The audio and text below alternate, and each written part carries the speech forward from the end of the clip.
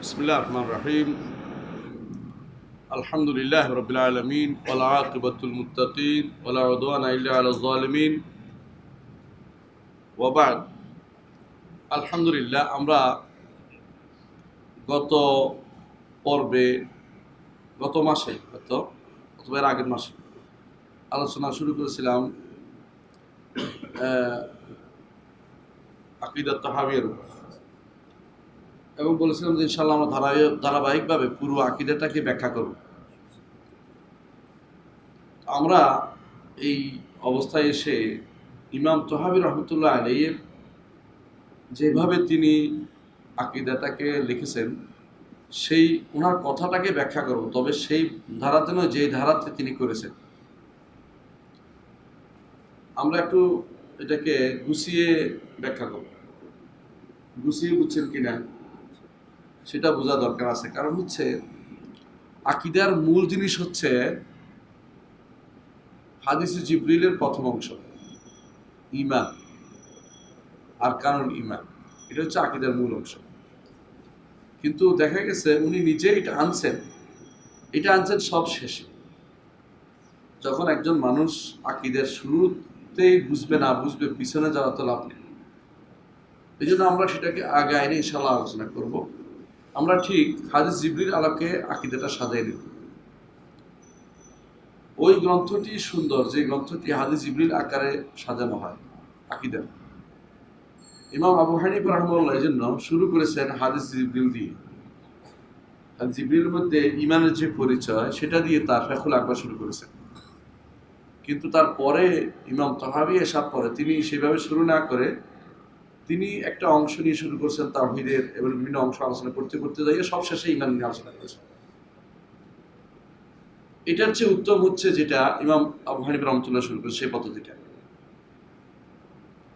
গত পর্বে আমরা আকীদার একটি মৌলিক জিনিস আলোচনা করেছি, যে মৌলিকভাবে আকীদা আমাদের কেমন হওয়া উচিত, এটা আমরা আলোচনা করেছি, বা আকীদা গুরুত্ব কি সেটা আলোচনা করেছি। কেন আমরা আকীদা পড়ব? বেশিরভাগ মানুষই আকীদা পড়াটাকে গুরুত্বহীন মনে করে, এবং সেটার গুরুত্ব তুলে ধরেছি গত দার্সে। আজকে আমরা সরাসরি ইমাম ইবনে আবিল ইজ আল হানাফি রাহমাহুল্লাহ ব্যাখ্যা যেটা করেছেন সেটা তো কিছু উল্লেখ করব। ইমাম তাহাবী কি বলেছেন সেটাকে আমরা বিস্তারিত আগে তুলে ধরবো, একটা শব্দ করে ইনশাআল্লাহ। তিনি তার এই গ্রন্থটি লিখেছেন এমন এক সময়ে যখন আকীদার উপরে পূর্ণাঙ্গ গ্রন্থ খুব একটা হয়নি। গ্রন্থ লিখেছে অনেকেই, কিন্তু বিষয়ভিত্তিক এরকম পূর্ণাঙ্গ হয়নি। কারণ জানেন যে কোনো জিনিস লেখা হয় প্রয়োজনীয়তা দেখা দিলে। যখন কোনো একটা বিভ্রান্তি আসে, বিভ্রান্তির বিরুদ্ধে রদ আসে, প্রতিবাদ আসে, তো সেই হিসাবে প্রথম যে রদ আসছে এটা হলো ইমাম ইবনে ওয়াহাবের আর-রাদ্দ আলাল কাদারিয়া। যারা প্রথম আকীদার মধ্যে তাকদীর অস্বীকার করেছে তাদের বিরুদ্ধে তিনি একটা বই লিখেছেন, কারণ তারা তখন সংগঠিত বেশি ছিল। ইমাম ওমর ইবনে আব্দুল আজিজ রহমতুল্লাহ আলাইহি তিনি তাদের বিরুদ্ধে ব্যবস্থা নিয়েছেন। এর অর্থ হচ্ছে ওই সময়ে তিনি তার বিরুদ্ধে কাজ করেছেন। প্রথমে যারা তাকদীরকে অস্বীকার করেছিল তাদের মধ্যে একজন ছিল গায়লান আদ-দিমাশকি। তারপরে ধীরে ধীরে তাকদীর অস্বীকারের পরে শিয়ারা এরপর দল হয়ে গেল, খারেজিরা দল হয়ে গেল আলাদা, এরপর দল পাকাতে আরম্ভ করলো। তখন পরিপূর্ণভাবে আকীদার বিষয়ে ইমাম আবু হানিফা রাহমাতুল্লাহ আলাইহির ফায়খুল আকবার প্রথম বই। এরপরে বিস্তারিত অনেকে লিখেছেন, কিন্তু সুন্দর বই লিখেছেন যিনি হচ্ছেন ইমাম আবু জাফর তাহাবী রহমতুল্লাহ আলাইহি। তিনি তার এই গ্রন্থটি লিখেছেন। তো তার গ্রন্থ শুরুতে তিনি যে নামটি দিয়েছেন সেটা হচ্ছে, গ্রন্থের নাম হচ্ছে বয়ান ও আকিদাত আহলে সুন্নাহ ওয়াল জামাত। বয়ান ও আকিদাত আহলে সুন্নাহ ওয়াল জামাত গ্রন্থের নাম এটা। বইয়ের নাম আমরা এতদিন পরে কি শুনছি, ইমাম তাহাবীর আকিদা, কিন্তু উনি নাম দিয়েছেন বয়ান আকিদাত আহলে সুন্নাহ ওয়াল জামাত। আহলে সুন্নাত ওয়াল জামাতের আকিদার বর্ণনা। এখানে অনেকগুলো বোঝার জিনিস আছে। একটি হচ্ছে আকিদা শব্দটি একটি মৌলিক শব্দ, আকিদা কোনো বানোয়াট শব্দ না। দ্বিতীয় হচ্ছে আহলুস সুন্নাহ ওয়াল জামাআহ একটি প্রাচীন শব্দ, আধুনিক কোনো শব্দ না। এবং তাদের পরিচিতি হচ্ছে আহলুস সুন্নাহ ওয়াল জামাআহ। এবং এটা দেখা গেছে যে এটাই উল্লেখ করছেন, এখানে আপনারা শুনবেন একটু পরে, যে এটা উল্লেখ করছেন কার থেকে? ইমাম আবু হানিফা রাহমাতুল্লাহ থেকে। বোঝা গেল যে ওই সময় আহলুস সুন্নাহ ওয়াল জামাআহ বলা এটা একটা প্রসিদ্ধ ছিল, কেউ বিরোধিতাকারী ছিল না। তাহলে আহলুস সুন্নাহ ওয়াল জামাআহ এই নামটা যারা বিরোধিতা করবে তারা বিভ্রান্তিতে লিপ্ত আছে, সুতরাং তাই। কিন্তু এটাও কোনো দলীয় কোনো নাম নয়। দুর্ভাগ্যবশত এটাও কোনো কোনো জায়গাতে এখন দলীয় নাম হয়ে গেছে। যেমনি ভাবে বিভিন্ন আহলুস সুন্নাহ ওয়াল জামাআতের প্রত্যেকটি নামকে এক এক গোষ্ঠী নিজেদের নাম হিসেবে গ্রহণ করে নিয়েছে। না, এটা হচ্ছে মানহাজের নাম। এই মানহাজে চললে আহলুস সুন্নাহ হবে, দল নাম নিলে হবে না। আপনি নিজের নাম যদি কোনো এখন নিজের একটা নাম দিয়ে দিলেন কি আমি আহলুস সুন্নাহ ওয়াল জামাআহ, এটা কোনো দল হয়ে গেল। তো আমাদের চট্টগ্রামে আহলুস সুন্নাহ ওয়াল জামাআহ নামে একটা দলই আছে। অথবা কেউ ধরেন নিজের দলের নাম দিয়ে দিল যে আমরা এখন থেকে তয়েফ আল মনসুর, এখন থেকে আমরা, অথবা বললো যে আমরা হচ্ছি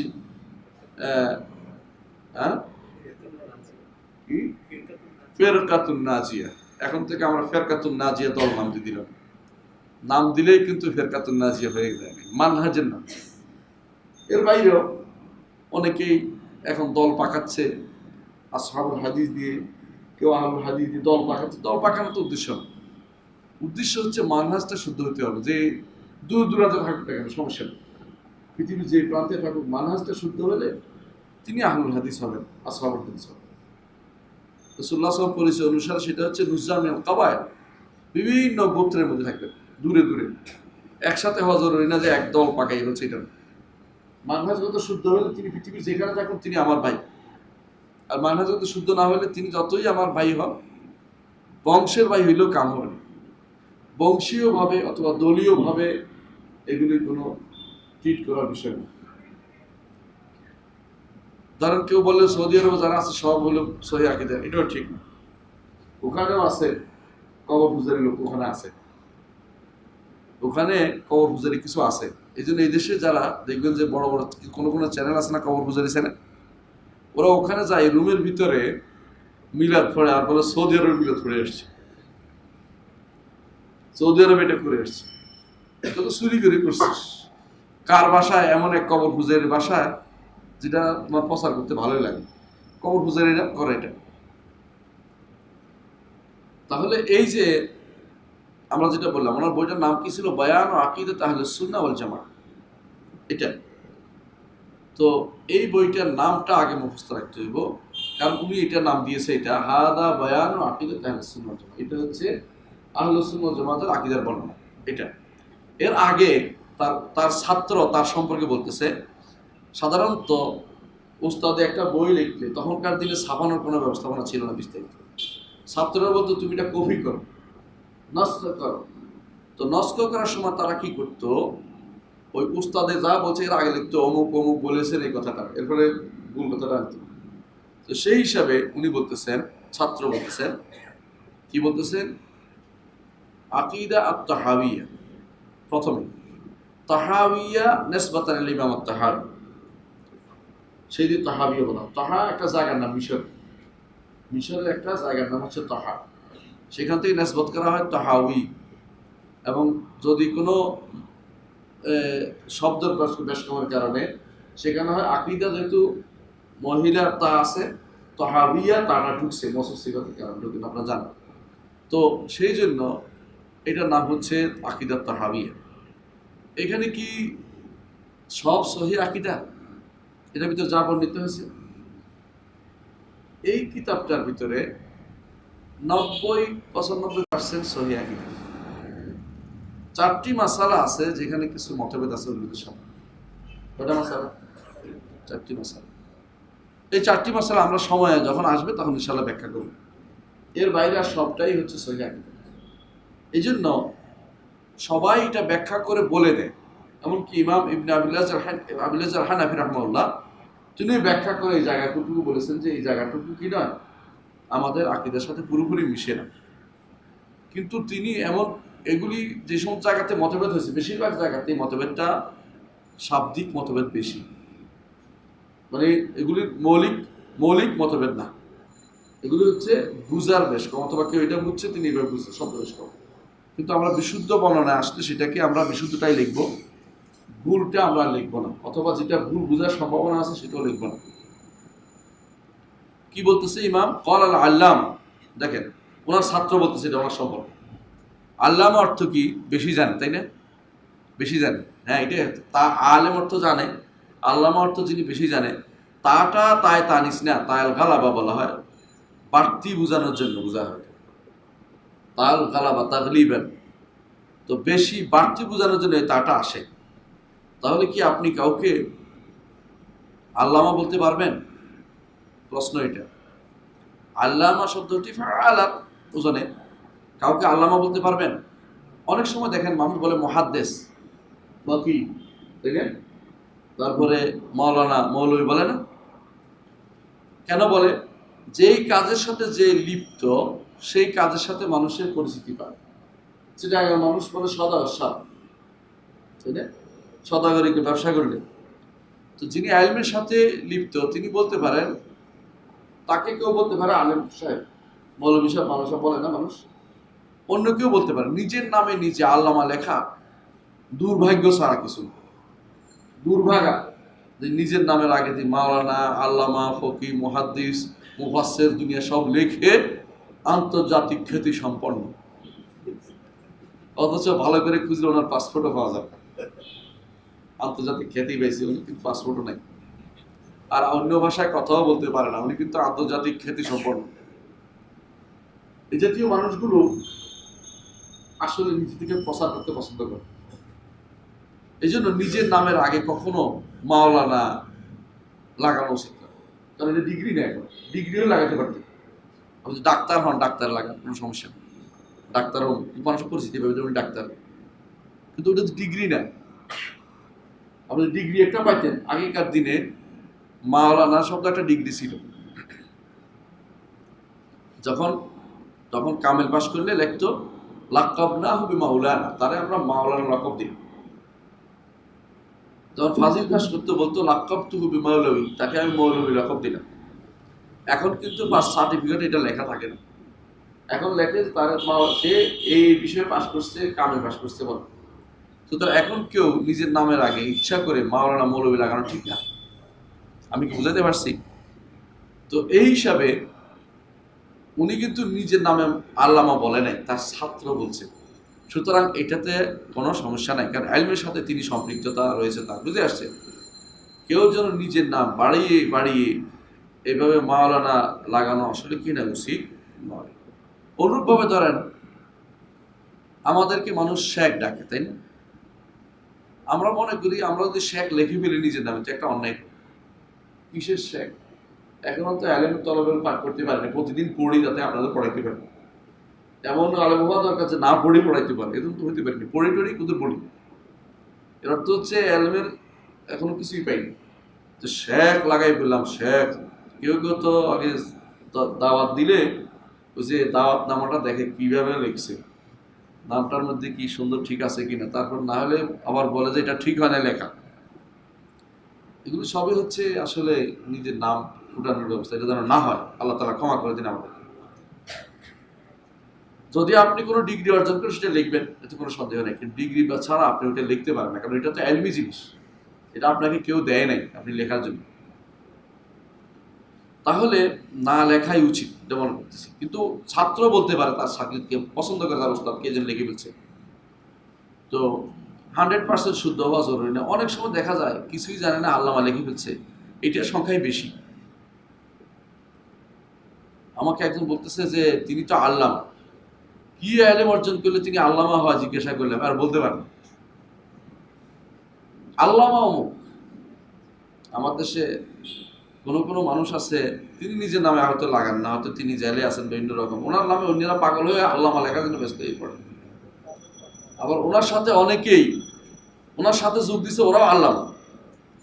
কুমিল্লাতে একবার দেখলাম একদম দাওয়াতের ইয়া দিছে, কি বলে কাগজ দেয় না সাপ, পোস্টারে যতজন সব আল্লামা। তো আমি একটু নিশ্চিত দেখলাম ওনাকে যে আল্লামা হওয়ার জন্য কি কি ডিগ্রি লাগে অথবা কি কি জিনিস হইতে হয়, কোনো উত্তর নাই, সব আল্লামা। এই জাতীয় বাড়াবাড়ি আসলে বৈধ নয়। বাংলাদেশে আল্লামার বড় অভাব আছে, আসলে অভাব আছে। বাংলাদেশে যদি কোনো কেউ ভালো আল্লামা বলতে পারতাম তুমি হচ্ছে আব্দুল্লাহ জাহাঙ্গীরকে বলতে পারতাম। এক লোক ছিল আসলেই সব দিক থেকে গ্রহণযোগ্য ব্যক্তিত্ব, যিনি সব দিকে কিছু না কিছু এলেম রাখেন। আমাদের বেশিরভাগ মানুষই আকিদা শুদ্ধ নাই, ওদের কিসের আল্লামা, এরা হামজা দিয়ে আল্লামা, কষ্ট দেয় মানুষকে। আল্লামা এলেমের জন্য মানুষ নেয়। তো ওনার ছাত্র বলছে, ওনার কোনো দোষ নেই। আল্লামা যিনি ইমাম তাহাবী রহমতুল্লাহ, উনি আল্লামার পর্যায়ের মানুষ। তার আকিদার বই আছে, ফিকহের বই আছে, হাদিসের বই আছে, তাই না, তাফসির আছে। তাহলে এই লোক, উনি তো আল্লামা হওয়ার যোগ্য, আসলে সব দিক থেকে যিনি যোগ্য। ছাত্র সেই জন্য ওনাকে আল্লামা বলেছে। আমাদের এতে কোনো মাথা ব্যথা নেই।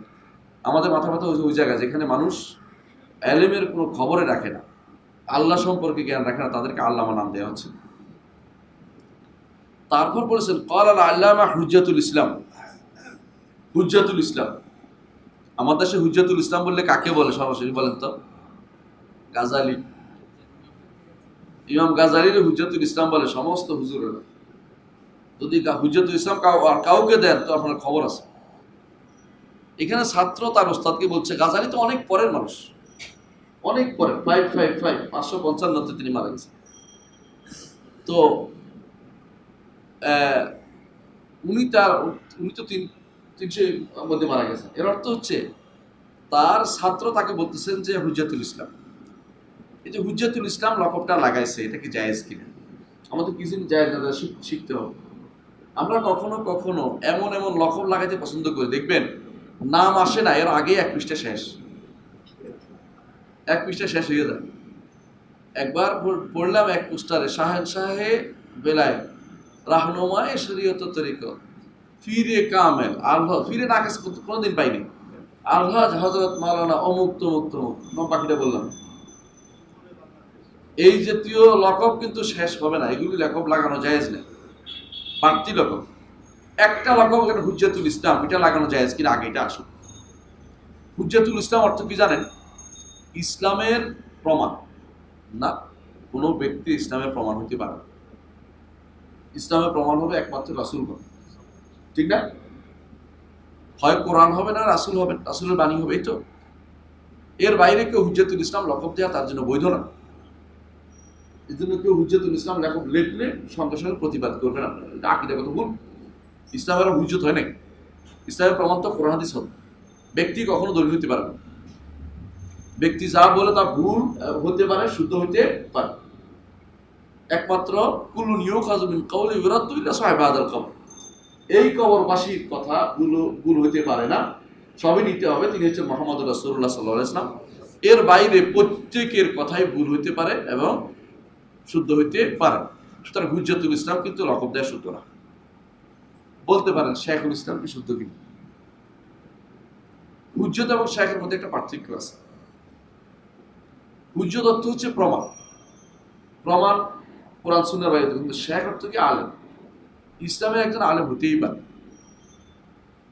ইসলামের একজন উস্তাদ হতেই পারে, কারণ ইসলাম শেখানোর জন্য তিনি উস্তাদ কাজ করতেন, হুজ্জত তো না তিনি।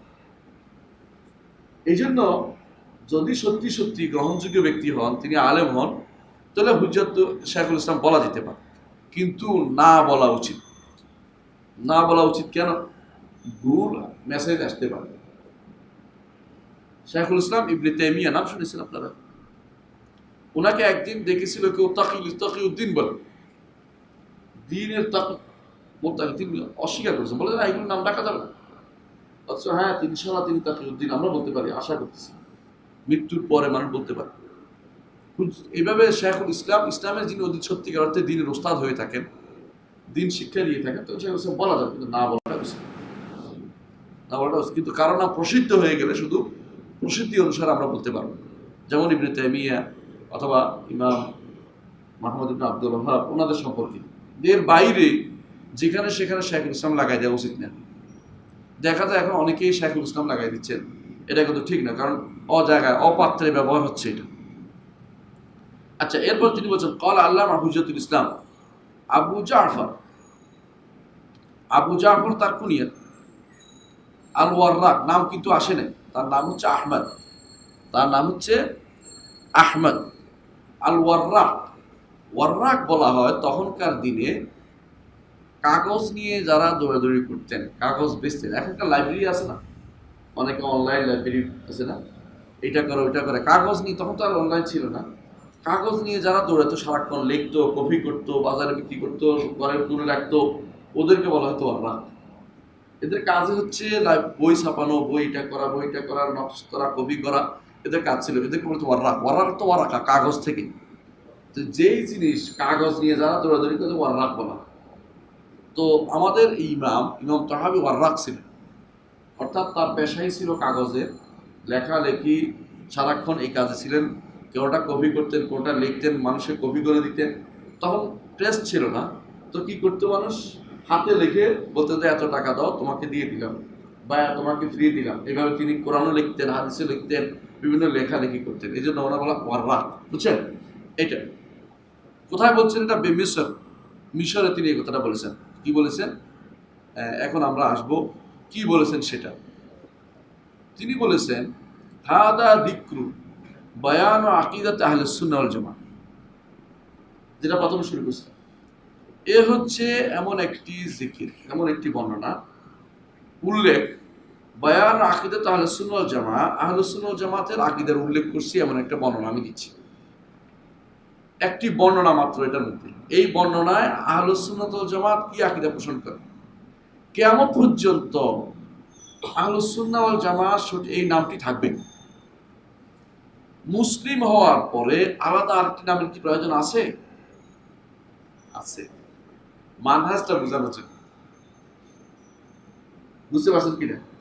কারণ এই ৭৩ ফেরকা আছে না, ফেরকা আছে না, রাসূলুল্লাহ সাল্লাল্লাহু আলাইহি ওয়াসাল্লাম বলেছেন এ উম্মত ৭৩ ফেরকা বিভক্ত হবে। এরা কি মুসলিমদের বাইরে?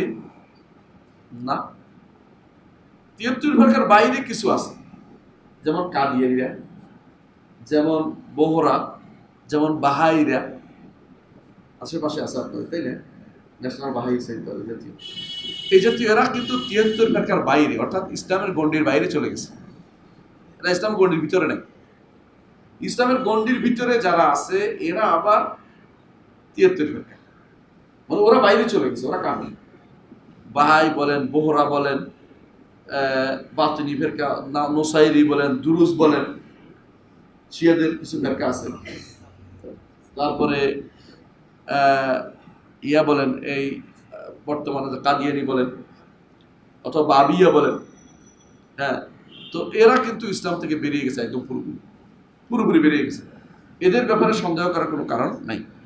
এদের মধ্যে রাফেজিদের মধ্যে কিছু গোষ্ঠীও বেরিয়ে গেছে, যেমন দুরুজ, যেমন নোসাইরি, যেমন তাদের মধ্যে খাত্তাবিয়া, এই জাতীয় বিশেষ বিশেষ ফেরকাগুলো কিন্তু ইসলাম থেকে বেরিয়ে গেছে। এরাও ৭২-৭৩ ফেরকার বাইরে, কিন্তু ইসলামের গণ্ডির ভিতরে আছে, ভুলের উপর আছে। যেমন খাওয়ারিজদের একটা অংশ, এরা ভুল করছে, অন্যায় করছে, কিন্তু এরা কিন্তু ইসলামের গণ্ডির ভিতরে আছে, এদেরকে কাফের বলা যাবে না। তো গণ্ডির ভিতরে থাকলে কি এরা মুক্তি পাওয়া যাবে না? মুক্তি পাবে একটি ফেরকা। তাহলে ইসলাম একটা ব্যাপক একটা জায়গা, এর ভিতরে আহলে সুন্নাহ হবে তারাই, এরা খুব কম হবে, ব্যাপকভাবে অনেক বেশি। কিন্তু যখনই এদের আলোচনা খুঁজতে যাবে দেখবে যে আকীদাগতভাবে এরা অনেকেই বিভ্রান্ত হয়ে আছে। এদের মধ্যে এই জন্য ৭৩ ফেরকার এক ফেরকা হবে যারা, তারা হচ্ছে আহলে সুন্নাহ ওয়াল জামাত। এরাই হচ্ছে ফেরকাতুন নাজিয়া, এরাই হচ্ছে ফেরকাতুন নাজিয়া। আর এরাই হচ্ছে যেটা আপনারা বলে থাকেন কি আসহাবুল হাদিস, এরাই হচ্ছে আহলুল ফিকহ ওয়ান নজর, এরাই হচ্ছে আহলুল হাদিস ওয়াল আথার, এরাই হচ্ছে আল ফিরকাতুন নাজিয়া। এরা আমরা এতক্ষণ বলেছি এটা, এদের কথা। এরা হচ্ছে তায়েফাতুল মানসুরা, এরা সবটি একই নাম। তো এদের আকীদা বর্ণনা করা হচ্ছে, ওদের আকীদা বর্ণনা করা হচ্ছে না, যারা ফেরকা ভাগ হয়ে গেছে। এখানে শিয়াদের আকীদা আপনি পাবেন, এখানে খারেজির আকীদা পাবেন। এখানে যারা এরা কিন্তু কাফের বলছি না আমরা, সব শিয়া। হ্যাঁ, রাফেদীদের মধ্যে একটা অংশ কাফের আমরা বলে দিই, কিন্তু সব শিয়া কিন্তু কাফের না। যেমন শিয়াদের মধ্যে জাইদিয়া যারা আছে ওরা কিন্তু ফেরকা, এরা কাফের না, কিন্তু ইসলামের ভিতরে থেকে ওরা আহলুস সুন্নাহ হতে পারে নাই। তাহলে আহলুস সুন্নাহ একটা ব্যাপক জিনিস, এর উপরে আরো ব্যাপক হচ্ছে কারা? আহলুল ইসলাম, মুসলিমরা। ব্যাপক মুসলিমের ভিতরে আহলুস সুন্নাহ একটা জিনিস, এর বাইরে ছোট ছোট ফেরকা হইতে হইতে অনেকগুলি ফেরকা বের হয়ে গেছে। এদেরকে কি বলা হয়? ফেরকা বলা হয়। যুগে যুগে এরকম ফেরকারা ছিল, এখনো আছে। যেমন ফেরকাদের মধ্যে আছে আশায়রা আছে, মাতুরিদি আছে, মুতাজিলা আছে, তারপরে মুরজিয়া আছে, খারজিরা আছে। এরা কিন্তু ফেরকা, এরা মুসলিম থেকে একেবারে বেরিয়ে যায়নি, কাফের হয় না, তবে এরা ফেরকা, পথভ্রষ্ট। এরা ভিন্ন ভিন্ন ভুল আকীদায় বিশ্বাসী, কিন্তু সঠিক আকীদায় বিশ্বাসী যাদের আলোচনা এখানে করা হবে তারা হচ্ছে আহলুস সুন্নাতি ওয়াল জামাত। বলতে পারেন আহলুস সুন্নাহ কেন বলা হল? আহলুস সুন্নাহ এই জন্য বলা হচ্ছে কয়েকটি কারণ। এক নম্বর হচ্ছে এদেরকে আপনি সবসময় পাবেন তারা রাসূলুল্লাহ সাল্লাল্লাহু আলাইহি ওয়াসাল্লামের সুন্নতের অনুসরণ করে চলে।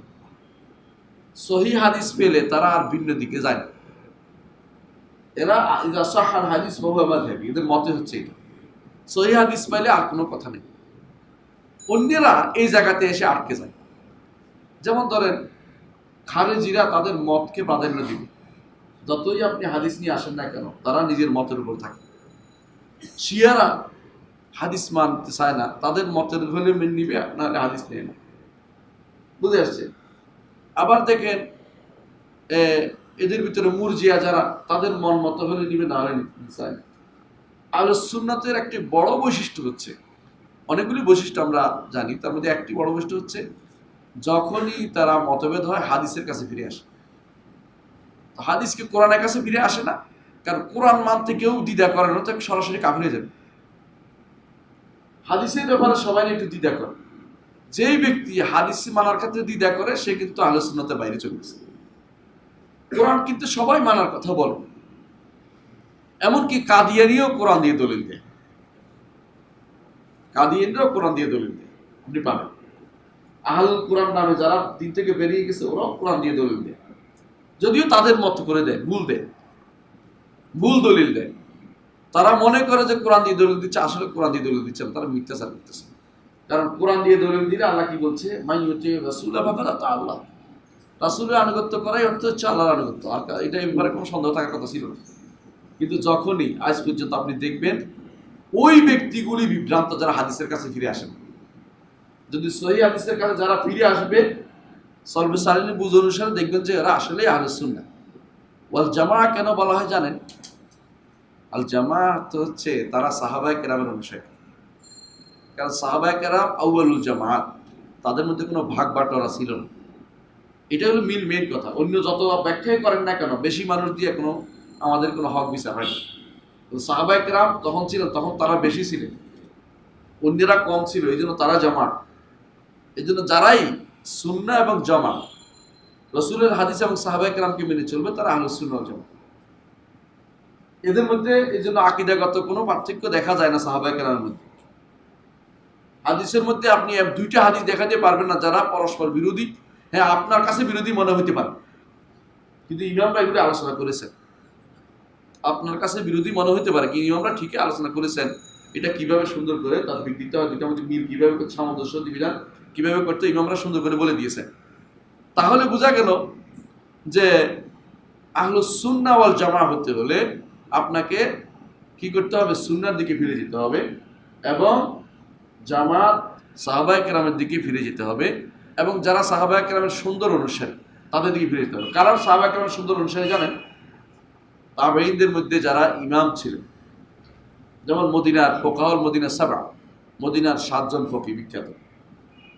তারপরে তাবেঈনদের মধ্যে যারা ইমাম ছিলেন, যেমন ইমাম আবু হানিফা, মালিক, তারপরে শাফিঈ, তারপরে আহমদ, তারপরে ইমাম বুখারী, মুসলিম, আবু দাউদ, তিরমিজি, নাসাই, ইবনে মাজাহ সহ হাদিসের লেখকরা সবাই, এরা যে পথে গেছে এই পথটা হচ্ছে আহলুস সুন্নাহ ওয়াল জামাতের পথ। বুঝতে পারছেন? আশ্চর্য হবেন আপনি, আহলুস সুন্নাহ ওয়াল জামাত এই নামটি ইমামরা তাদের কিতাবে উল্লেখ করেছে।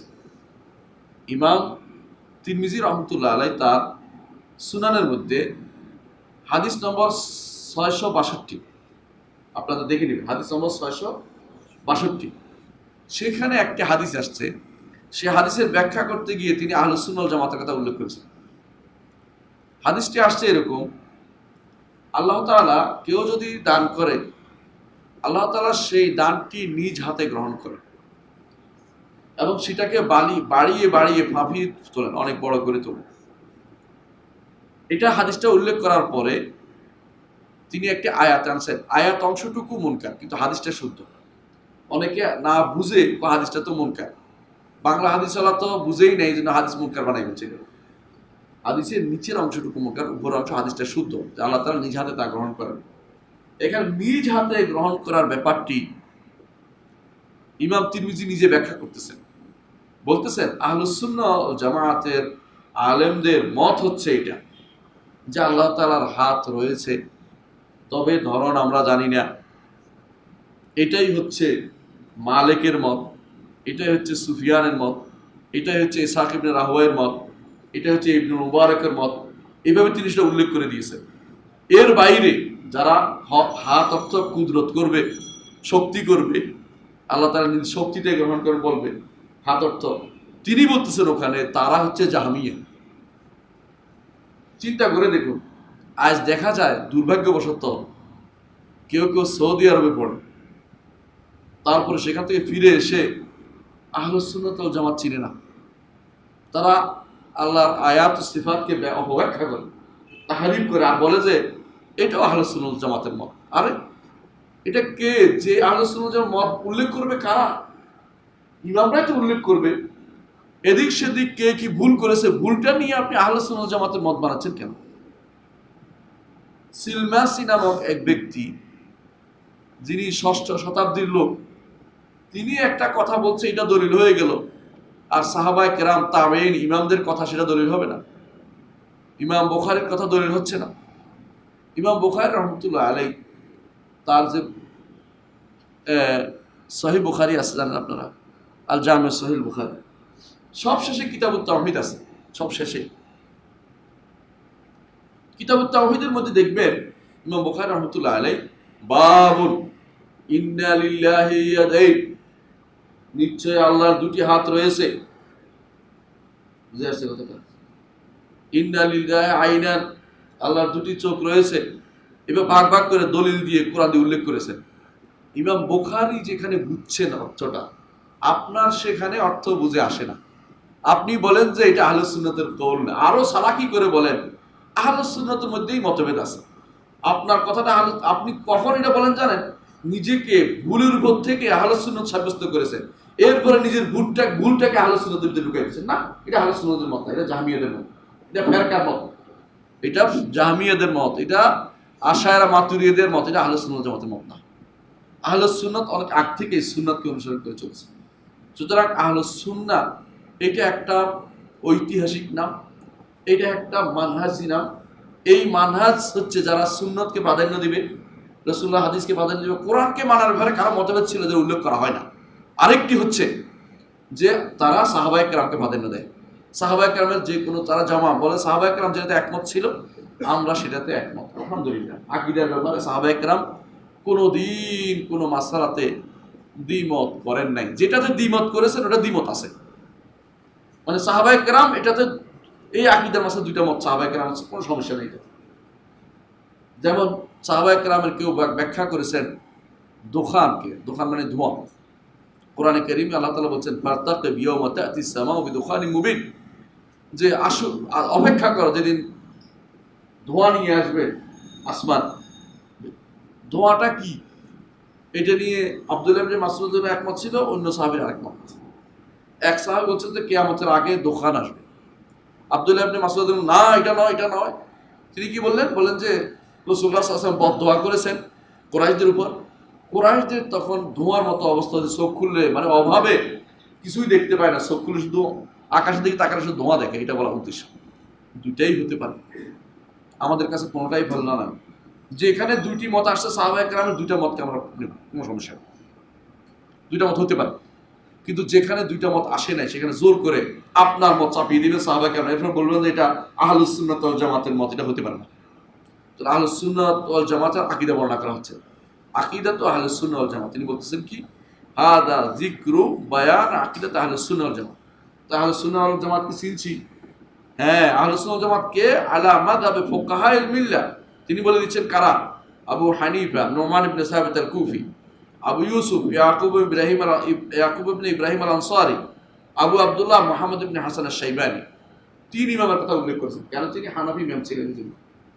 এটা শুধু তাদের নয়, এটা ওই সময়কার সবারই আকীদা ছিল। দুই একটি মাসালা বের আমরা বলেছি, এটা এখন পর্যন্ত সারা বিশ্বের বিভিন্ন বিদ্যাপীঠে পড়ানো হয়। মদিনা ইউনিভার্সিটিতে পড়ানো হচ্ছে, মিশরে পড়ানো হচ্ছে, যদি তুরস্ক সেখানেও পড়ানো হচ্ছে। সমস্যা হচ্ছে একটাই, বাংলাদেশেও পড়ানো সমস্যা একটাই, যিনি পড়ান তিনি যদি সহি আকীদার না হন, তিনি তার মতো করে অপব্যাখ্যা করে নিয়ে যান। বুঝতে পারছেন কথাটা? ছোট কথা তো, এটাকে পেঁচাইয়ে পেঁচাইয়ে আরেক দিকে নিয়ে যান। যেখানে উনি বলেছেন, দেখেন আশ্চর্য, তিনি বলেছেন লা তাহউইহিল জিহাতুস সিত, কোন দিক তাকে সীমাবদ্ধ করতে পারে না। এই বলেছেন ঠিকই, আমরা বলি না আমরা সীমাবদ্ধ কথা বলা যায় না, কারণ আল্লাহ তাআলা তিনি লা ইউহিতুহু আহাদ, কেউ তাকে সীমাবদ্ধ করতে পারবে না। কিন্তু তিনি সাথে সাথে বলেছেন যে মুহীতুম বিকুল্লি শাই, তিনি সবকিছুকে এহাতা করেছেন, পরিবেশ করেছেন, ওয়া ফাওকাহু, এবং সবকিছুর উপরে তিনি। কে বলেছেন? ইমাম তাহাবী। দেখবেন কিছু কিছু মানুষ ওয়াটাকে বাদ দিয়ে দিছে, ওয়া বাদ দিয়া, কারণ ওয়া যদি হয় আল্লাহকে সবার উপরে সাব্যস্ত করতে হয়, ইমাম তাহাবীর কথা বলছেন, কিন্তু সে তো আল্লাহকে সবকিছুর উপরে সাব্যস্ত করে না। এই জন্য কি করছে? মুহীতুম বিকুল্লি শাইইন ফাওকাহু, তার উপরে সবকিছুকে তিনি পরিবেশন করেছেন। নাউযুবিল্লাহ, আল্লাহর উপরে কেউ আছে? তো এই জাতীয় দেরির অপব্যাখ্যা তারা করবে, কারণ তাদের আকীদার বিরোধী হয়ে গেল। কিন্তু আহলুস সুন্নাত ওয়াল জামাতের মধ্যে যারা সুন্দর ব্যাখ্যা করেছেন এই কিতাবটি, তিনি হচ্ছেন ইমাম ইবনে আবিল আজ আল হানাফি রাহমাহুল্লাহ। ইমাম ইবনে আবিল আজ আল হানাফি রাহমাতুল্লাহ আলাইহি সুন্দর করে এটার ব্যাখ্যা করেছেন। এই জন্য তার ব্যাখ্যাটি আলহামদুলিল্লাহ এখন বাংলায় অনুবাদ হয়েছে, যদিও আমি দেখেছি 2 খণ্ডে অনুবাদ হয়েছে। এটা পড়তে গেলে একটু আগের জ্ঞান লাগবে। আমাদের ব্যাখ্যাটা যদি বুঝে নেন, ইনশাআল্লাহ ওইটা পড়তে গেলে আপনার বুঝে আসবে যে এটা বলেছে, নাহলে বুঝতে একটু কষ্ট হবে। কারণ এই সমস্ত জিনিস হচ্ছে থিঙ্কের ব্যাপার, সরাসরি কোনো কিছু তাড়াতাড়ি বুঝে আসবে না, যখন না আগে কি বলছে, আগে একটু ধারণা থাকতে হয় বিষয়ে। এই জন্য আমরা ওই ব্যাখ্যার দিকে যাচ্ছি না, যে ব্যাখ্যাটা ইবনে আবিল আইজ করছে, আমরা শুধু মতনটার ব্যাখ্যা করব। তিনি বলেছেন আল আকীদা, আকীদা আহলুস সুন্নাহ ওয়াল জামাত। আকীদা শব্দটি কি? আকীদা শব্দটি একটি মৌলিক পরিভাষা এবং গ্রহণযোগ্য পরিভাষা। আকীদার মধ্যে কোনো দোষ নাই। ইসলামের দৃষ্টিতে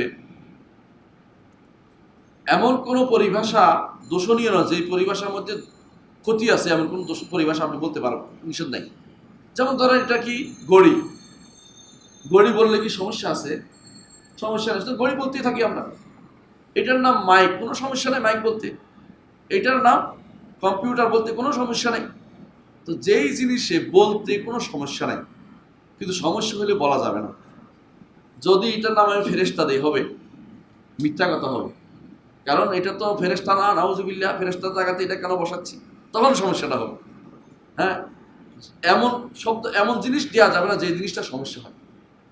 যেমন আমাদের দেশে দেখেন, আপনার মেয়েকে আপনি খুব আদর করে বিভিন্ন পাখির নামে ডাকেন, সুন্দর করে, কোনো আপত্তি নেই, কিন্তু মেয়েকে যদি লক্ষ্মী বলেন হবে না, কারণ এটা আরেকজনের জিনিস, আপনি এটা দিতে পারেন না।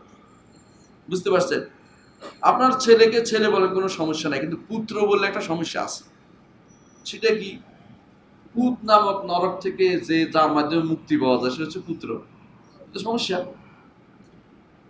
এটা অনেকেই জানে না, কিন্তু হয়তো অনেকে বিশ্বাস করে বলে না, এর বিশ্বাস তার নাই। কিন্তু এটা আপনি যদি কোনো বঙ্গীয় শব্দকোষ দেখেন, হ্যাঁ, বঙ্গীয় শব্দকোষের মধ্যে দেখবেন হরিনারায়ণ চট্টোপাধ্যায় সেটাই লিখছে যে পুত নামক নরক থেকে বাঁচায় বলে তার নাম পুত্র। হ্যাঁ, আমরা তো বিশ্বাস করি না। যদি এটা কেউ বিশ্বাস করে তাহলে এটা বলা যাবে না, পুত্রকে পুত্র বলা যাবে না। বিশ্বাস করলে বলা যাবে, কোনো সমস্যা নেই। আকীদা শব্দটি মৌলিকভাবে একটা পরিভাষা। কিসের উপর আসছে? যে মানুষ মাত্রেই কিছু না কিছু বিশ্বাস করে, করে না? বিশ্বাস করে না? এমন কোনো মানুষ কি আছে যে কোনো কিছু বিশ্বাস করে না? আছে? পাগল হইলে অথবা ছোট বাচ্চা হইলে তার কাছে বিশ্বাসের এখন মর্যাদা আসে নাই। সে যা ইচ্ছা তা করতে পারে, পাগল হলেও করতে পারে, বাচ্চা হলেও করতে পারে, কিন্তু বিবেকবান কোনো ব্যক্তির বিশ্বাস নাই তা হতে পারে। যেমন একটা হিন্দু বিশ্বাস করে যে আত্মা ঘুরে বেড়াচ্ছে, সারা দুনিয়া ঘুরে বেড়াচ্ছে। সে এখন ভয়, আত্মার ভয়ে সারাক্ষণ কি থাকে, ভয় ভয়। সে মনে করে তার মোবাইলের ভিতরে আত্মা ঢুকেছে, এটার ভিতরে আত্মা ঢুকেছে, সে ভয়ে ভয়ে সারাক্ষণ। এবং কোনো কোনো চ্যানেল সারাক্ষণ শুধু এটাই প্রচার করে বেড়াচ্ছে, ভারতীয়। হ্যাঁ, জানেন তো? হ্যাঁ, কোনো কোনো চ্যানেল শুধু এটাই প্রচার করে বেড়ায়, কারণ তাদের দিন ধর্ম প্রচার করার মাধ্যম হিসেবে নিয়েছে এটা। আমাদের যেমন ইসলামিক টিভি ছিল এরকম আর কি, ওদের একটা এরকম, এটা তাদের মূল জীবন। তারা মনে করে কি আত্মা অমর, আত্মা কোনোদিন মরে না। ইসলামের দৃষ্টিতে আত্মা মরে। আত্মার মরণ হচ্ছে দেহ থেকে বিচ্যুত হলে এটা মরে গেছে, এটার মরণ হয়ে গেছে। এটা আবার যখন আল্লাহ পাঠায় তখন আবার দেহের সাথে সম্পৃক্ততা হয়, তখন দেহকে এটাকে আবার কাজে লাগায়। এটা হলো কথা। আপনি যখন আত্মা আলাদা হয়ে যায়, শরীরটাও তো মরে যায়, এটা এখনো পচে নেই, কিন্তু এটা মরণ ধরা হয়, কারণ এটা দুইটা আলাদা হওয়া যাওয়ার অর্থই মরণ হওয়া। কিন্তু ওদের নিকট এটা মরে না। এটা কোথায় যায়? জীবাত্মা মহাত্মায় গিয়ে বসবাস করে, এই জাতীয় বিশ্বাস তাদের আছে। আবার দেখেন বৌদ্ধ, সে কি বিশ্বাস করে? যে নির্বাণ তত্ত্ব লাভ করে। নির্বাণ হিন্দুদের, মুসলিমরা যেমন ফানা ফিলে বিশ্বাস করে, এটা হিন্দুত্ব বৌদ্ধ থেকে নিছে। তো নির্বাণ তত্ত্ব তার নির্বাণ লাভ করে, অর্থাৎ নির্বাপিত হয়ে যায়। চারা গাছরা নিবাই দিলে নির্বাপিত বলে না? তো নির্বাণ তত্ত্ব হচ্ছে নির্বাপিত হয়ে যায়, তার আর কোনোদিন আসার সুযোগ নেই। এই জন্য সে কষ্ট করে, কঠিন চিবর গ্রহণ করে, না খেয়ে না দিয়ে পড়ে থাকে যে আমি আর আসতে চাই না। সেও মনে করে আবার আসতে হবে, সাইক্লিং যেটাকে বলা হয় ঘূর্ণ প্রক্রিয়া। তার একটা বিশ্বাস আছে। আমি তার বিষয়ে আক্রমণ করছি না, আমি বলছি তার বিশ্বাসটা বুঝাচ্ছি। বিশ্বাস আছে না এটা? মুসলিম কি বিশ্বাস করে? মরার পরে আর এখানে আসবে না। কোথায় আসবে? একবার আসবে, তবে এই জায়গায় নয়। যে জায়গায় আসবে সেই জায়গা থেকে আর ফেরত আসার সুযোগ নেই। সে মহা এক জায়গায় হয় জান্নাতে না জাহান্নাম, তার সেখানে তার স্থান হবে।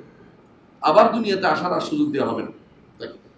তাহলে সে যে মনে করছে যে বারবার ঘুরতেছে একটা, এটা কিন্তু মুসলিম বিশ্বাস করেন। আকীদা বিশ্বাসের পার্থক্য হয়ে গেছে। এখানে আর কোনোদিন এক হওয়ার সুযোগ নেই এই জায়গাতে। হয় তার যেতে পারে, সে আমারটা আসতে হবে, এটাই তো। তাহলে এক হওয়ার কোনো সুযোগ নেই। তাহলে যারা একতার ভিত্তি খুঁজতেছে যে মুশরিকদের সাথে ঐক্য করা যাবে, বুঝলাম না কোন জায়গায় ঐক্য করবে। এটা একটু জিজ্ঞাসা করা দরকার, হুজুর ঐক্যটা কোন জায়গায় হবে আপনার বলেন। আপনি যে বলছেন মুশরিকদের সাথে আপনি ঐক্য করে ফেলবেন, কি জন্য ঐক্যটা করবেন? আপনার ঐক্যের উদ্দেশ্যটা কি? রাজনৈতিক উদ্দেশ্য, নাকি কোনো কোনো কিছু পাওয়ার উদ্দেশ্য, নাকি দাওয়াত খাওয়ার উদ্দেশ্য? কোনটা আমরা দেখি না। মুশরিকদের সাথে কিসের ঐক্য করবেন? কবর পূজারীর সাথেও তিনি ঐক্য করবেন, তো বাকি রইল কাই? এই জাতীয় কথাগুলো হচ্ছে বিভ্রান্তি, আর কিছুই না। ঐক্যের একটাই সূত্র, আকীদা ঐক্য হতে হবে। রাসূলুল্লাহ সাল্লাল্লাহু আলাইহি ওয়াসাল্লাম আকীদার ঐক্যটাকে গুরুত্ব দিয়েছেন। আকীদা ঐক্য না হলে আমল ঐক্য হবে না। প্রথমে আকীদা ঐক্য হবে, তারপর আমল ঐক্য হবে। আমল ঐক্য জরুরি, সুন্নাতের ঐক্য জরুরি, কিন্তু প্রথম কাজ হবে আকীদা ঐক্য হতে হবে। কেউ যদি আকীদা ঠিক না থাকে, এরপর যদি কোনো কেবল আমিন জোরে বলে, কাজ হইব? কাজ হবে না। আকীদাটা ঠিক হইতে হবে। হ্যাঁ, আকীদা ঐক্য হইয়া যদি জোরে আমিন বলে, আলহামদুলিল্লাহ, নূরুন আলা নূর, একসাথে হইল, তাহলে আকীদার ঐক্য ওখানে হতে হবে। তো মানহাজগত ঐক্য জিনিসটা খুব জরুরি। তো আকীদা জিনিসটা এমন একটি পরিভাষা, যে পরিভাষার মাধ্যমে আপনি সমস্ত বিশ্বের সমস্ত মানুষের কথাকে তুলে ধরতে পারবেন। যেমন আপনি বলতে পারবেন হিন্দুর আকীদা অর্থ বিশ্বাস, বুঝছেন তো? দৃঢ়ভাবে যা গ্রহণ করে তাই আকীদা। অন্তর্জাত দৃঢ়ভাবে গ্রহণ করে, অন্তর্জাত দৃঢ়ভাবে গ্রহণ করে তাই আকীদা। একজন হিন্দু যা দৃঢ়ভাবে গ্রহণ করে এটা তার আকীদা, বাংলা হলো তার বিশ্বাস। কিন্তু হিন্দুর এটাকে আপনি ঈমান বলতে পারবেন, ঈমান তো আমাদের পরিভাষা। হিন্দুর এটাকে তাওহীদ বলতে পারবেন না, এটা আমাদের পরিভাষা। তো এমন একটা কমন শব্দ ব্যবহার করতে হবে যারা সারা বিশ্বের সব মানুষের তার বিশ্বাসকে কি করে, বিশ্বাসের বিশ্বাসের প্রতি ইন্ডিকেট করে, সেটা হচ্ছে আকিদা শব্দটা। এটা বাংলা হচ্ছে বিশ্বাস। যদি একজন মানুষ বলে যে হিন্দু কি কি বিশ্বাস আছে, তো ঠিক আছে, বলতে পারে। বৌদ্ধের কি বিশ্বাস বলতে পারে, খ্রিস্টানদের কি বিশ্বাস বলতে পারে, ইহুদির কি বিশ্বাস বলতে পারে। কিন্তু কেউ যদি বলে বৌদ্ধের ইমান, কি রে, কি লাগাই দিল, ইমান হলো আমাদের জিনিস, বৌদ্ধের মধ্যে লাগাই দিল কি জিনিস। এই জন্য আকিদা শব্দটি হচ্ছে একটা অ্যাপ্রোপ্রিয়েট শব্দ, যার মাধ্যমে আপনি বিশ্বাস সাইটটা, অর্থাৎ যেটাকে আপনি বলতে পারেন দৃঢ়ভাবে যে জিনিস যে বিশ্বাস করে, সেটা সাইটটা আপনি উল্লেখ করতে পারেন। আপনার কি আকিদা বিশ্বাস ভাই? আমি আকিদা বিশ্বাস কোরআন আল্লাহর বাণী। আপনার কি আকিদার বিশ্বাস ভাই? ভাই বলেছে কোরআন বিশ্বাসকে আল্লাহর বাণী। তবে এই যে আশারীরা বলে তবে কি আল্লাহ কথা বলেন নাই। আরে আল্লাহর বাণী, আল্লাহ কথা বলেন নাই, এটা কোন ধরনের কথা? এটা বুঝাতে গেলে তিনি আবার 3 দিন নষ্ট করবেন আপনার। এটা বুঝাবেন, ওইটা বুঝাবেন, আসল কথার দিকে আসবেন না। তাহলে বোঝা গেল বিশ্বাসটা তার মধ্যে পার্থক্যতা তো হয়ে যাচ্ছে। তাহলে বিশ্বাস শব্দটা ছাড়া আপনি অন্য কোনো শব্দ এত সুন্দর, আকিদা শব্দ ছাড়া অন্য কোনো শব্দ আনতে পারবেন। এর বাইরেও কোরআনে কারীম আল্লাহ তাআলা এই শব্দটা উল্লেখ করেছেন, আত্মাতুমুল ঈমান, দৃঢ়ভাবে যেটা নিয়ে তোমরা বিশ্বাস করেছো, ঈমান শপথ করেছো। তো দৃঢ়তা বোঝানোর জন্য কোরআনেও আকিদা শব্দটা আসছে, হাদিসেও আসছে। এমনকি একটা হাদিসে আসছে সালাসুন লা ইয়াতাকিদুহুন্না কলবু ইমরিইন মুসলিম, 3টি জিনিস যা যে কোনো মুসলিমের অন্তর আকিদা পোষণ করবে, তার এই হবে এই হবে, হাদিসে আসছে, সুনান দারমির হাদিসটি আসছে। বোঝা গেল যে আকিদা শব্দটি এমন একটি শব্দ, যেই শব্দটি একটা শরঈ শব্দ, কোরআনও আসছে, হাদিসেও আসছে, এবং সেটা আমাদের সলফে সালেহিন বিনা নির্দ্বিধায় ব্যবহার করেছে। এখন দেখা যায় কিছু মানুষ বলে যে আকিদাও শব্দটি তো বেদাত। এটা কি জন্য বলে জানেন? 2 শ্রেণীর মানুষ। এক শ্রেণীর মানুষ অতি উৎসাহী, একেবারে সব কিছুতেই শব্দ পর্যন্ত পরিবর্তন করে তারা একটা বানাই ফেলবে। সহি আকিদার কিছু মানুষ আছে যারা আকিদা শব্দ ব্যবহার করতে চায় না। আরেক শ্রেণী আছে যারা আকিদাকে সহি আকিদা ঘৃণা করে, তারা বলে এটা, এবং ওদের সংখ্যাই বেশি। তাদেরকে যদি আপনি বলেন সহি আকিদা, সহি আকিদা আবার কি জিনিস? সহি আকিদা তো মূল জিনিস, ভুল আকিদা কি নেবেন নাকি আপনি? ভুল আকিদা বিশ্বাস নাই? আপনি কি ভুল আকিদা বিশ্বাস হচ্ছে না? আরে ভুল আকিদা বিশ্বাস যে এত বেশি আছে মানুষের ভিতরে। অনেক মানুষ, এই যে করোনা ভাইরাস না, ভাইরাস এটা কেউ কেউ জিন মনে করতেছে, কেউ কেউ মনে করতেছে এটা বুঝি এখন বাতাসে ঘুরে বেড়াচ্ছে। না, এটা তো একটা সুনির্দিষ্ট কারণে ঘুরে। কেউ বাড়াবাড়ি করতে করতে এমন পর্যায়ে নিয়ে গেছে যে এখন আর তারা মসজিদ মাদ্রাসা বন্ধ করে দিচ্ছে। কেউ কেউ আবার ছাড়াছাড়ি করতে করতে সুনির্দিষ্ট শরীয়ত যে নির্দেশনা দিয়েছে সেটাও মানে না।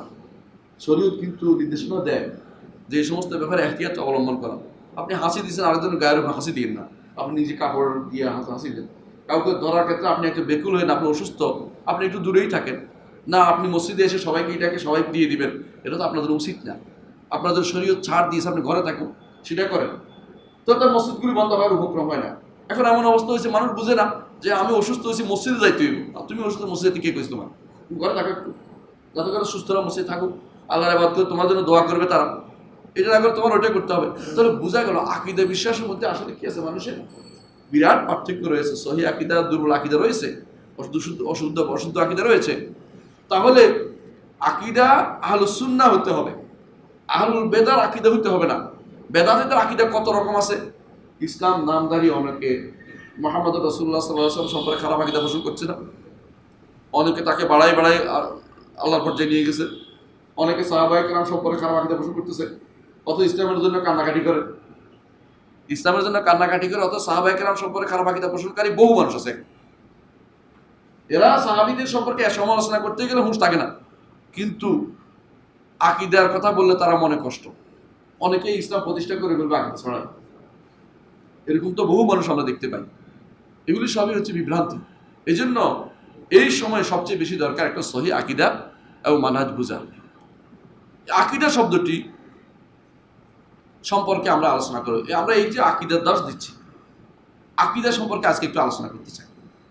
আজকের আলোচনাটা এর মধ্যে সীমাবদ্ধ থাকবে ইনশাআল্লাহ। 1 নম্বর হচ্ছে, যেহেতু শুরু করেছে আকিদা শব্দটা দিয়ে জন্য, বয়ান আকিদা আহলে সুন্নাহ ওয়াল জামাআহ। আহলে সুন্নাহ ওয়াল জামাআহ কিছু বৈশিষ্ট্য পরে আলোচনা করব, আজকে শুধু আকিদা বিষয়ে আলোচনা করব। আকিদা শব্দটি অর্থ আমরা বুঝছি কি, দৃঢ়ভাবে কোনো কিছু বিশ্বাস করা। আকিদা শব্দটির আরো কিছু নাম আছে, যে 6টা নাম আছে। এই 7টা নাম আমি উল্লেখ করবো। এই 7টা নাম গ্রহণযোগ্য নাম, যে কোনো একটা নাম দিলে এটা বুঝাবে যে সহিহ লোকটার কথা ঠিক আছে। এর মধ্যে একটি হচ্ছে তাওহীদ। ইমামরা এর উপরে বই লিখেছে, যেমন আমরা বলেছি ইমাম বুখারী কিতাবুত তাওহীদ লিখেছে, ইমাম ইবনে মান্দা লিখেছে, ইমাম ইবনে খুজাইমা লিখেছে, শাইখুল ইসলাম মুহাম্মদ বিন আব্দুল ওয়াহাব লিখেছে। যুগে যুগে ইমামরা তাওহীদ নামে আকীদার কিতাব লিখেছে। তাওহীদ নাম দিয়েছে, নাম আসলে কি আকীদার কিতাব।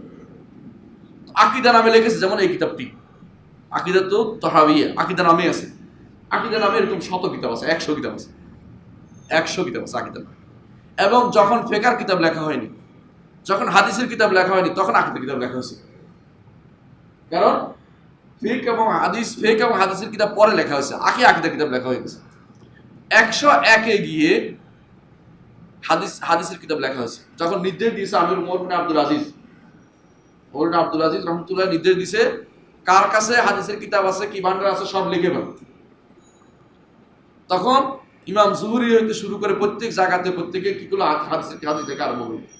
এর আগে সবাই মুখস্থ থাকতো, ছোট ছোট বই থাকতো, কিন্তু বড় বই ছিল না। কিন্তু আকীদার বিষয়টি সাহাবায়ে কেরামের যুগের শেষের শুরু হয়ে গেছে আকীদার বিষয় ছোট ছোট বই লেখা, কারণ তখন থেকে মানুষের বিভ্রান্তি চালু হয়ে গেছিল। এই জন্য আকীদা নামে গ্রন্থ লিখলো, এটা সহিহ আকীদার গ্রন্থ যারা লিখেছে বেশিরভাগ। তাওহীদ নামে লিখেছে, এটাও সহিহ আকীদার বিষয় গ্রন্থ। তারপরে লিখেছে কেউ যে শরিয়া নামেও কেউ কেউ গ্রন্থ লিখেছে। ইমাম আজুররি শরিয়া নামে আকীদার গ্রন্থ লিখেছে, শরিয়া নামে লিখেছে, কোনো সমস্যা নেই এটাতে। তারপরে কেউ কেউ নাম দিয়েছে উসুলউদ্দিন, এটাও সহিহ আকীদার হিসাবে লিখেছে। কেউ কেউ নাম দিয়েছে আল ফিকহুল আকবার, যেমন ইমাম আবু হানিফা রাহিমাহুল্লাহ। কেউ কেউ নাম যে সুন্নাহ নামে বহু কিতাব লেখা হয়েছে। সুন্নাহ আহমদ ইবনে হাম্বল, সুন্নাহ লিল মারওয়াজি, সুন্নাহ লে ইবনে আবি আসিম, সুন্নাহ লিল খাল্লাল, এবং সুন্নাহ নামে আপনি বহু কিতাব পাবেন যেগুলো আকীদার উপর লেখা হয়েছে। 10 উর্দু কিতাব আছে। আর আরেকটি কিতাব ঈমান নামে লেখা আছে, ঈমান নাম। তাহলে আমরা পাইলাম 60টি আকীদার উপরে 7 ধরনের কিতাব লেখা হয়েছে, 7 নামে কিতাব লেখা হয়েছে তখনকার সময়। সবগুলি কিন্তু সহিহ আকীদার কিতাব, সহিহ আকীদার কিতাব। তাহলে আকীদা এই পরিভাষাটি একটি সুন্দর পরিভাষা। এর সাথে আরো যেগুলি নাম বললাম, এগুলি যেগুলি কিতাব লেখা হয়েছে সবগুলি সহিহ আকীদার কিতাব হিসেবে লেখা হয়েছে, আলহামদুলিল্লাহ। পরবর্তীতে কি করেছে তারা, তাদের এই নামগুলি আর পছন্দ হয়নি।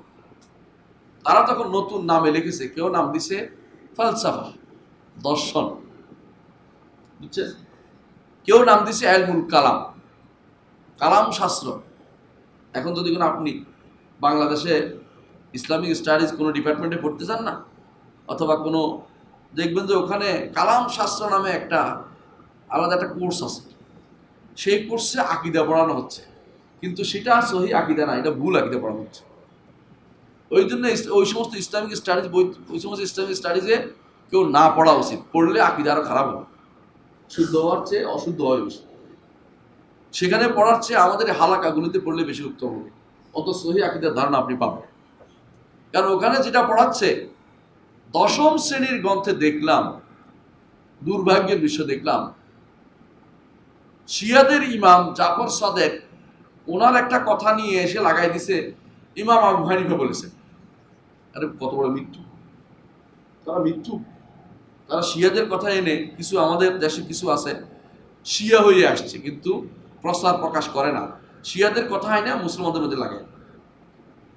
10ম শ্রেণীর বইতে মাদ্রাসা দেখলাম, আকীদার বইতে সাল্লাল্লাহু আলাইহি ওয়া আলিহি ওয়াসাল্লাম বলতেছে, মানে ইচ্ছা করে নবী পরিবারের মাহাত্ম্য তুলে ধরতেছে।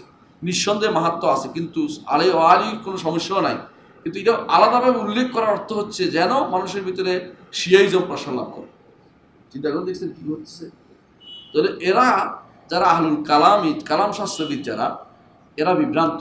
কালাম শাস্ত্রবিদ হচ্ছে মুতাজিলারা, আশায়রারা এবং মাতুরিদিয়ারা, এরা কালাম শাস্ত্রবিদ। এরা সহিহ আকীদার ধারক নয়। সহিহ আকীদার লোকেদের আর কোনো নাম নেই, একমাত্র আহলুস সুন্নাহ ওয়াল জামাআহ নাম। আর যেগুলির নাম আমরা আগে বলেছি, এরা কালাম শাস্ত্র নাম দিয়ে বই লেখে।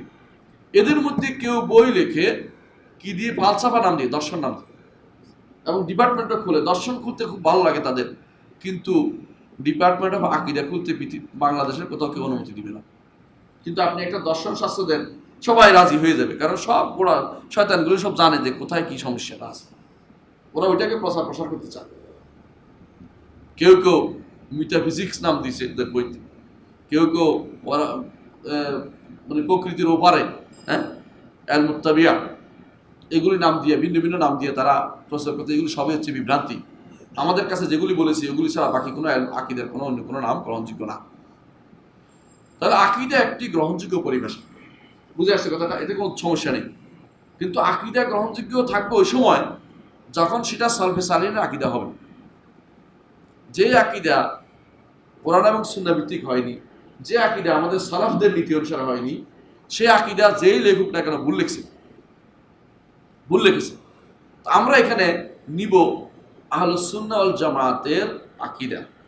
এই জন্য তিনি বলতেছেন হাদা যিকরু বায়ান আকিদাত আহলুস সুন্নাহ ওয়াল জামাত। আহলুস সুন্নাহ ওয়াল জামাতের আকিদা আমরা নিচ্ছি আলা মাযহাবে ফুকাহাইল মিল্লাহ, সেটা হবে উম্মতের মধ্যে যিনি ফকিহ, যারা ফকিহ বলে বিখ্যাত, তাদের একজন হচ্ছে আবু হানিফা নুমান ইবনে সাবিত। চিনেন তো ওনাকে? না চিনেন না? চিনেন। আমার দেশের সমস্ত মানুষই, বেশিরভাগ মানুষই, অথবা শতকরা 90% আরো বেশি হানাফি মাযহাবে, এবং আবু হানিফা রাহমাতুল্লাহ আলাইহিকে সবাই চিনে। আকীদার ক্ষেত্রেও তিনি পাইওনিয়ার, ফিকহের ক্ষেত্রেও পাইওনিয়ার এই লোকটি। আপনারা জানেন এই যে একটি কিতাব আছে কি ফিকহুল আকবার, আব্দুল্লাহ জাহাঙ্গীর রহমতুল্লাহ আলাইহি তিনি এটার ব্যাখ্যা করেছেন, অনুবাদও করেছেন, ব্যাখ্যাও করেছেন। আপনাদের উচিত ঘরে একটি থাকা এটা। কিন্তু দুর্ভাগ্যবশত আশ্চর্য হবেন, আমাদের হানাফি ভাইদের মধ্যেই আমরাই কি করি না, ওনাকে এই ফিকহুল আকবার পড়তে রাজি নেই, বলে তো এটা নেওয়া যাবে না, এটা ওনার থেকে সাব্যস্ত না। আচ্ছা, ওনার থেকে সাব্যস্ত না হইলে একটু জিজ্ঞাসা করেন, ওনার থেকে সাব্যস্ত না যদি হয় তাহলে মোল্লা আলী কারি এটার ব্যাখ্যা করলেন কেন? মোল্লা আলী কারি তো আর ওহাবি ছিলেন না। মোল্লা আলী কারি তো আর আমাদের মতো বিতর্কিত ব্যক্তি মাদানি ছিলেন না, তাই না? মদিনায় পড়ালেখা করার কারণে আমরা খারাপ হয়ে গেছি বলতে থাকে তারা, তাই না? তাহলে মোল্লা আলী কারি তো এরকম, মোল্লা আলী কারি ব্যাখ্যা করছেন কি জন্য, এখন আর কোনো জবাব তারা দিতে পারবে না। এবং এখান থেকে হানাফি মাযহাবের অনেক কিতাবে নকল করা হয়েছে, ফিকহের কিতাব পর্যন্ত। ইমাম আবু হানিফা রাহমাতুল্লাহ এই কিতাব থেকে অনেক নিয়ে আসা হয়েছে, এমনকি সেখান থেকে নিয়ে আসছে এই আমাদের ইমাম তাহাবী সেখান থেকে কিছু নিয়ে আসছে। তাহলে বোঝা গেল ওই কিতাবটি আসলে তখনকার সময় যদি কিতাব আকারে না হয় মুখস্থ আকারে ছিল মানুষের কাছে, পরবর্তীতে লিখে রাখছে। এর কোনো অংশ কেউ হয়তো ভুল ঢুকেছে, আমরা এটা বিশ্বাস করি, কিন্তু মৌলিকভাবে কিতাবটা শুদ্ধ, এবং যেটা আবু হানিফা রাহমাতুল্লাহ আলাইহির মানহাজ মাসলাক অনুসারে লিখেছে, এবং এটা বিশুদ্ধ একটি আকীদা কিতাব। এটা ঘরে ঘরে থাকা উচিত, বিশুদ্ধভাবে তিনি উল্লেখ করেছেন। কিছু কিছু মাসআলা বিতর্কিত আছে, এটাও আমরা বলতেছি, সেটা তার সময়ে যে বিতর্কিত ছিল পরবর্তীতে আছে, ছোটখাটো মাসআলা থাকবেই, কিন্তু মৌলিক আকীদাতে তাদের সমস্যা সেখানে কোনটা ছিল না। তারপর হচ্ছে আবু ইউসুফ ইয়াকুব ইবনে ইব্রাহিম আল আনসারী, ইনি হচ্ছেন ইমাম আবু ইউসুফ, মোহাম্মদ দুইজনকে বলা হয়, এর মধ্যে একজন হচ্ছে ইমাম আবু হানিফার সাথী, তার আকীদা এটা। আর 3 নম্বর হচ্ছে আবু আব্দুল্লাহ মুহাম্মদ ইবনে হাসান আশ-শাইবানির আকীদা। ইমাম আবু ইউসুফ হচ্ছে তৎকালীন সময়ে প্রধান বিচারক, খলিফা হাদি, খলিফা হারুন রশিদ, ওনাদের সবার জন্য তিনি বিচারক ছিলেন। তো এই প্রধান বিচারক হিসাবে তিনি ইমাম ইবনে খুজাইমা রাহমাতুল্লাহ আলাইহি, তিনি তার কিতাব সিফাতের মধ্যে উল্লেখ করেছেন একটা বিরাট আলোচনা, তিনি 3 ভাগে ভাগ করেছেন তাওহীদকে। কে? ইমাম আবু ইউসুফ রাহমাতুল্লাহ আলাইহি। চিন্তা করে দেখছেন, তাওহীদের 3টা অংশ আছে। কেউ এখন বলে থাকে 3 অংশ কেমনে করছে, তোমরা করছো, ইবনে তাইমিয়া করছে, অমুকে করছে। আশ্চর্য হবেন যে ইমাম আবু ইউসুফ রাহমাতুল্লাহ আলাইহি তার কথার ভিতরে তাওহীদের 3টি অংশকে স্পষ্ট করে তুলে ধরেছেন। রুবুবিয়্যাত, আসমা ওয়াস সিফাত এবং উলুহিয়াতকে উল্লেখ করেছেন, এবং সেটা ইমাম ইবনে খুজাইমা রাহমাতুল্লাহ তার সিফাতে নিয়ে এসেছেন, এবং যারা এবং সনদ দিয়ে নিয়ে এসেছেন, কেউ বলতে পারবে না যে বিনা সনদে এনেছে, সনদ দিয়ে নিয়ে এসেছেন, অস্বীকার করার কোনো জন্য। তাহলে বোঝা গেল এই যে আমাদের আকীদা সালাফদের আকীদাই, কিন্তু এর বাইরে যাদের আকীদা প্রত্যেকে দাবি করে থাকে, দাবিতে সীমাবদ্ধ, বাস্তবে তার কোনো মিল নেই। এই জন্য এটা আকীদাত আহলুস সুন্নাহ ওয়াল জামাত, আকীদাত ইমাম আবু হানিফা, আকীদাত আবু ইউসুফ, আকীদাত মুহাম্মদ ইবনে হাসান আশ-শাইবানি রাহমাতুল্লাহ আলাইহি। মুহাম্মদ ইবনে হাসান আশ-শাইবানি তিনি কে? আবু হানিফা রাহমাতুল্লাহ আলাইহির ছোট ছাত্র, এমন এক ছাত্র যে ছাত্র তার মাযহাবটাকে লিখছে, অনুলিখন করেছে, যা যা বলছে আবার লিখছে। 6 কিতাব বিখ্যাত হানাফি মাযহাবের 6 কিতাবের লেখক হচ্ছেন তিনি। সেটা কি? আল জামিউল কবির, আল জামিউস সগীর, আসিয়ারুল কবির, আসিয়ারুস সগীর, আল মবসুত, আতুল জিয়াদা। 6টি কিতাব লিখে তিনি হানাফি মাযহাবকে একটা জায়গায় দাঁড় করিয়েছেন। তারপরে অন্যরা সেটা ব্যাখ্যা করে আরো অন্য কিছু করেছেন। তিনি মতগুলি লিখেছেন, তারপরে তারা কোনোদিন কি ছিলেন না, গোড়া ছিলেন না। এই জন্য তিনি মদিনায় গেছেন, যা ইমাম মালিকের ছাত্র হয়েছেন। চিন্তা করে দেখছেন, এক ইমাম আরেক ইমামের ছাত্র হয়েছে, এক ইমাম আরেক ইমামের ছাত্র হয়েছে। এবং অনেক মাসআলাতে তিনি বলেছেন, যদি আমার সাথী ইমাম আবু হানিফা জীবিত থাকতো তাহলে এই মত থেকে তিনি রুজু করতেন, তার মত থেকে বরং হাদিসটা নিতেন। মদিনা যায় তিনি অনেক হাদিস পেয়েছেন যেগুলি তিনি কুফাতে পাননি। তখনকার দিনের যাতায়াত ব্যবস্থা এত ভালো ছিল না, যে মানুষ দৌড়াবে, টেলিফোনে বলে দিবে হাদিসটা পাইছি, অথবা কম্পিউটারে টিপ দিয়ে বের করে ফেলবে, এরকম সুযোগ ছিল না। এই জন্য তখনকার দিনে হাদিস কি ছিল, মদিনায় গিয়ে তিনি হাদিস অনেক পরিবর্তন, এরকম একটা বই লিখেছেন আলাদা, মুয়াত্তা ইমাম মালিক বিরওয়ায়াত ইমাম মুহাম্মদ। ইমাম মুহাম্মদের রিওয়ায়াতে একটা মুয়াত্তা লেখা হয়েছে। একে অপরের ছাত্র থাকার পরেও তাদের মধ্যে পরস্পরের প্রতি ভালোবাসা ছিল, মহব্বত ছিল।